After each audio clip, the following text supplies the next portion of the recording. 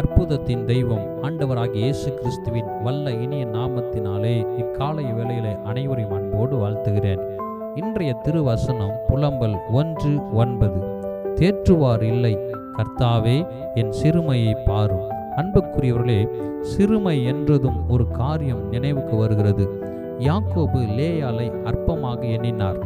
அவள் அற்பமாய் எண்ணப்பட்டாள் என்று கர்த்தர் அதை கண்டு கர்ப்பம் தரிக்கும்படி செய்தார்.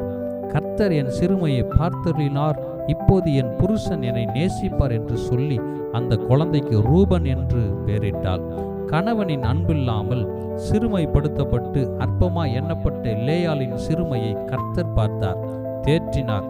மீண்டும் கர்ப்பவதியாகி நான் அற்பமாய் எண்ணப்பட்டதை கர்த்தர் கேட்டருளினார் என்று சொல்லி சிமியோனை கர்த்தர் தந்தார்.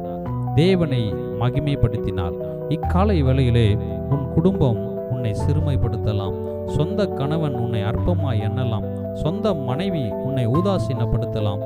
என்னை தேற்றுவதற்கு யாருமே இல்லையே, சிறுமைப்படுத்தப்படுகின்றனே, அற்பமாய் எண்ணப்படுகின்றனே என்று கலங்கி தவித்து கொண்டிருக்கலாம்.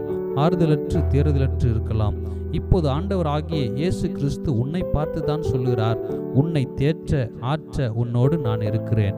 உன் சிறுமையை மாற்றி மகிழ்ச்சியினால் சந்தோஷத்தினால் உன்னை நிரப்புவேன்.